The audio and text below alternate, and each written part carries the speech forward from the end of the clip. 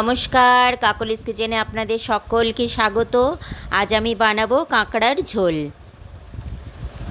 কড়া গরম হয়ে গেছে, দিয়ে দিলাম সর্ষের তেল, ফোড়নে দিয়ে দিলাম তেজপাতা আর থেতো করা রসুন।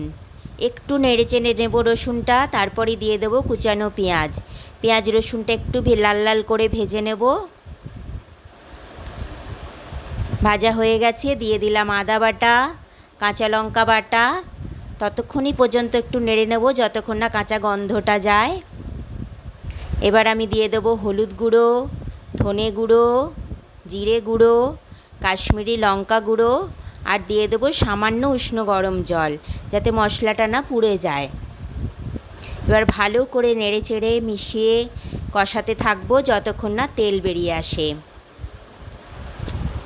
তেল ছেড়ে গেছে, এবার আমি দিয়ে দেবো টমেটো কুচি আর দিয়ে দেবো নুন, যাতে টমেটোটা তাড়াতাড়ি নরম হয়ে যায়। দেখুন টমেটো নরম হয়ে গেছে, দিয়ে দিলাম চিনি। এবার আবার ভালো করে একটু মিশিয়ে নিয়ে দিয়ে দেবো ভেজে রাখা কাঁকড়া আর ভেজে রাখা আলু। দিয়ে ভালো করে মিশিয়ে নিয়ে খুব ভালো করে কষিয়ে নেব।